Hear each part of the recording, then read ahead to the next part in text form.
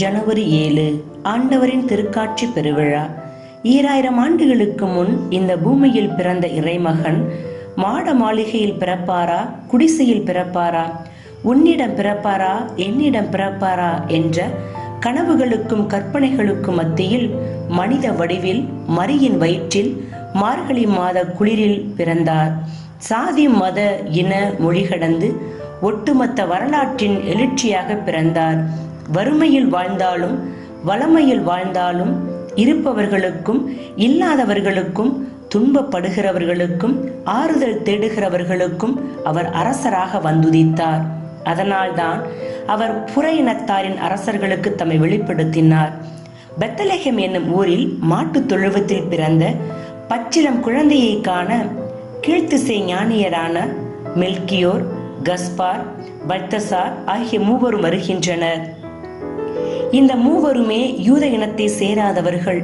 மெசியா யூதர்களுக்கு மட்டும்தான், யூத இனம் மட்டுமே கடவுளால் தேர்ந்து கொள்ளப்பட்ட இனம் என்று எண்ணிய யூதர்களுக்கு மத்தியில் இறைவனின் பிறப்பு எல்லோருக்குமானது, மெசியா எல்லோருக்கும் சொந்தமானவர் என்பதை உணர்த்த பிற இனத்தை சேர்ந்த 3 ஞானிகளுக்கு விண்மீன் வழியாக இயேசுவின் பிறப்பை வெளிப்படுத்துகிறார். விண்மீனை தொடர்ந்து இயேசுவை காண வந்த ஞானியர் எகிப்து தேசத்து மன்னன் ஏரோதை கடக்கும்போது ஞானியை கண்டு எங்கு செல்கிறீர் என்று வினவ, மெசியாவை காண வந்திருக்கிறோம் என்று அவர்கள் உரைத்தவுடன் சூழ்ச்சி நிறைந்த ஏரோது தான் மட்டுமே அரசனாக இருக்க வேண்டும், மற்றொரு அரசன் இந்த நாட்டில் பிறக்கக்கூடாது என்ற எண்ணத்தோடு அந்த குழந்தையை எப்படியாவது கொன்றுவிட வேண்டும் என்று முடிவெடுத்து ஞானிகளிடம், நீங்கள் சென்று குழந்தையை சந்தித்த பிறகு குழந்தையை பற்றிய செய்தியை என்னிடம் வந்து கூறுங்கள், நானும் சென்று அவரை வணங்குவேன் என்று கூறி அனுப்பினார்.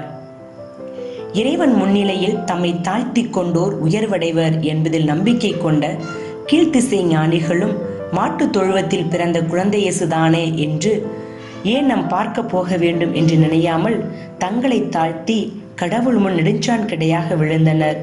கடவுளையே காணக்கூடிய பேறு பெற்றனர். 3 ஞானிகளும் ஆண்டவருக்கு பொன், தூபம், வெள்ளை போலம் 3ஐயும் காணிக்கையாக்கினர். பொன் என்பது அரசருக்குரியது. அதனால்தான் அரசருக்கெல்லாம் அரசராக பிறந்த பாலன் இயேசுவுக்கு பொன்னை காணிக்கையாக்கினர். தூபம் புனித தன்மை வாய்ந்தது, இறைவனுக்கு உரியது. பாலன் இயேசு புனிதம் நிறைந்தவர். இறைமகன் என்பதை குறிக்கும் வண்ணமாக இந்த தூபம் காணிக்கையாக்கப்படுகிறது. வெள்ளை போலம், இது ஒரு வாசனை திரவியம். பிறந்திருக்கும் பாலன் இயேசு தன்னுடைய மனித தன்மையில் இன்னல்களுக்கும் இகழ்ச்சிகளுக்கும் உள்ளாகி சிலுவையின் வழியாக மகிமை அடைய வேண்டும் என்பதை உலகுக்கு உணர்த்துவதுதான் இந்த வெள்ளை போலம். விருந்தினர்களை நாம் சந்திக்க செல்லும் போது பரிசுகளோடு செல்வது நமது வழக்கம். நமக்கு நெருக்கமானவர்கள் என்றால் அந்த பரிசின் விலையும் தரமும் சற்று கூடுதலாக இருக்கும். அதே போல்தான் ஞானியரும் இவ்வுலக மீட்பராம் இயேசுவை காண பரிசுகளோடு சென்றார்கள். மீட்பரை கண்டு வணங்கினார்கள், மகிழ்ச்சியில் திளைத்தார்கள். ஏரோதின் சூழ்ச்சியில் சிக்கிக் கொள்ளாது வேறு வழியில் தங்கள் நாடு திரும்பினார்கள். நாமும் மீட்பரை கண்டு வணங்குவோம், நம் வாழ்வில் ஏற்படும் சூழ்ச்சிகளை முறியடிப்போம்.